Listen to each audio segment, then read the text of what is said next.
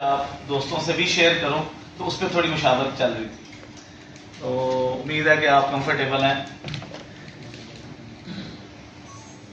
میں آپ سب دوستوں کو اعتماد میں لینا چاہتا ہوں، میڈیا کو اکراس پاکستان آپ کے توسط سے اعتماد میں لینا چاہتا ہوں اور آپ کے ذریعے حکومتی ایوانوں میں اپنی آواز کو اور مطالبات کو پہنچانا چاہتا ہوں، تاکہ حالیہ بجٹ جس کی وجہ سے ایکسپورٹرز کو اور بزنس کمیونٹی آف پاکستان کو جو مشکلات اور پریشانیاں لاحق ہوئی ہیں ان کے ازالے کے لیے درخواست کی جا سکے۔ بخوبی واقف ہیں کہ اس بجٹ کو پورے پاکستان کی بزنس کمیونٹی نے خصوصاً ایکسپورٹ وزیر خزانہ صاحب نے جو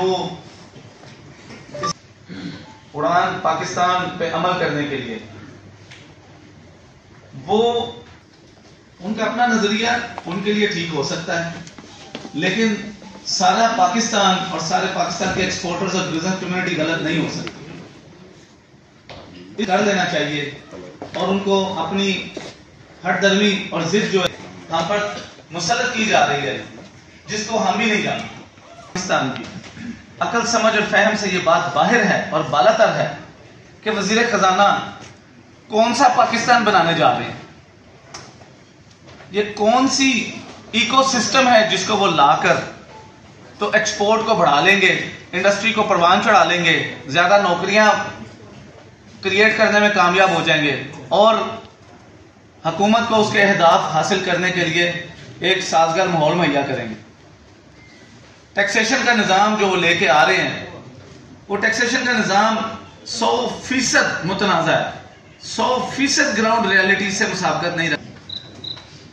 ایکسپورٹرز آف پاکستان جب پہلے ہی زیادہ ٹیکس دیتے ہیں اور دینا چاہتے ہیں تو یہ ڈراؤ دھمکاؤ کی پالیسی اور خوف زدہ کر کے ہراساں کر کے تلوار لٹکا دینا کہ کسی بھی وقت آپ کو ایف بی آر کا آفیسر آئے گا، چھاپا مارے گا، آپ کو پینلائز کر سکتا ہے، گرفتار کر سکتا ہے، آپ کو متنازع بنا سکتا ہے، آپ کے وارنٹ گرفتاری لے سکتا ہے اور آپ کو غیر ضروری مشکلات میں اور قانونی پیچیدگیوں میں مبتلا کر سکتا ہے۔ ہاتھ دھو کر پیچھے پڑ گئے ہیں ایکسپورٹرز کے اور بزنس کمیونٹی آف پاکستان کے۔ سال 2024-25 کا ذکر کرنا بڑا ضروری ہے، جس کی امپلیمنٹیشن آج سال 2025-26 میں 30 جون کو ہو رہی ہے، جس کے تحت ہم سے ہماری ریٹرنیں جو ہیں وہ مانگی جا رہی ہیں جو ہم جمع نہیں کریں گے۔ ہمارا بزنس کمیونٹی آف پاکستان کا یہ مشترکہ اعلامیہ ہے اور ایک سوچ ہے کہ اگر وزیر خزانہ اور ایف بی آر اپنی ہٹ درمی کی پالیسی پر اور ڈراؤ دھمکاؤ کی پالیسی پر گامزن رہے تو پھر ڈیڈ لائن جب بھی آئے گی ہم ریٹرنیں جمع نہیں کریں گے۔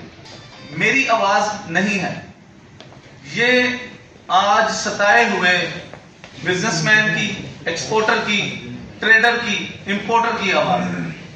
کوئی ایک مسئلہ ہو تو میں آپ سے بات کروں اور اعتراض اٹھاؤں، یہاں تو مسائل کا انبار لگا دیا گیا، مشکلات ایسی کھڑی کی گئی ہیں کہ ایکسپورٹر اور بزنس مین آف پاکستان اس کو عبور ہی نہیں کر سکتا۔ یہ فارن ایجنڈا ہو سکتا ہے، کسی پاکستان مخالف قوت کا نظریہ ہو سکتا ہے، یہ حکومت پاکستان کا نظریہ نہیں ہونا چاہیے تھا۔ یہ جس چیز پر عمل کرنے جا رہے ہیں وہ لوکل انویسٹر کو خالی ڈسکریج ہی نہیں کیا گیا، اس کو متنازع بھی بنا دیا گیا اور خبر ہمارے بائر کو اور انویسٹر کو نہیں مل رہی۔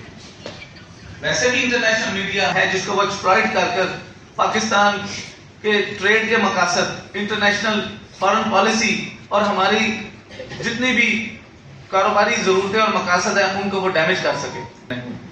بہت بہترین موقع اپنے دشمن کو فراہم کیا کہ تم جتنی سیاست چاہو اس پر کر لو، تم کامیاب ہوگے، کیونکہ ہم خود ہی اپنے کاروباری کو، اپنے ایکسپورٹر کو چور کہتے ہیں، متنازع بناتے ہیں اور ہم کہتے ہیں کہ یہ ٹیکس نہیں دیتا یہ پوری دنیا سنی. ہم نے اللہ اللہ کر کے پرانے پاکستان میں داخل ہوئے تھے اور نئے پاکستان کا خواب جو تھا لوگوں کو بھولا تھا. اصلی پاکستان کی طرف لوگ آئے تھے. لوگوں کی زبانیں بند ہو گئی تھی. وزیر خزانہ صاحب نے یہ بجٹ پیش کر کے لوگوں کو دوبارہ زبانیں لگا دی ہیں. ایک ٹیکس کے نام پر جو انتہائی ناجائز ہے, جو پچھلے سال کی نسبت تقریباً 5 گنا ہے. کہ کیا حالات اس ملک کے ہیں اور کن مشکلات سے یہ کاروباری برادری اور پاکستان کا عام شہری گزر کے اس سال میں داخل ہوا ہے. آپ نے 8 مہینے ہمیں سبز بتی دکھائی اور آپ نے کہا بالکل صحیح ہیں آپ کے مطالبات. جتنی ملاقاتیں اس حکومت نے, وزیر اعظم صاحب نے, وزیر خزانہ صاحب نے اور ذاتی وزٹ پہلے کبھی دیکھنے میں نہیں آیا. اور یہ جو حکومت کا کمبینیشن ہے اور یہ جو وزیر خزانہ صاحب ہے, یہ واقعی پاکستان کو اب سیدھی سمت میں کھڑا کر دیں گے اور چلا دیں گے. کیونکہ یہ ہمیں ویلیو صرف ہم کو سن رہے ہیں بلکہ عمل کرنے کی یقین دہانی بھی کرا رہے ہیں. وزیر خزانہ صاحب کی بجٹ کی تقریر سے پہلے پاکستان ایشین ٹائگر بننے جا رہا تھا. پاکستان کو سرخاب کے پر لگ گئے تھے اور اڑان بڑھ رہا تھا. سارے اکنامک انڈیکیٹرز پوری دنیا کو مثبت بتائے جا رہے تھے. پوری دنیا سے شاباشیں لی جا رہی تھی. ہمیں بلا بلا کر میٹنگز میں اور ہمارے پاس آ کر ہم سے تالیاں بجوائی جا رہی تھی.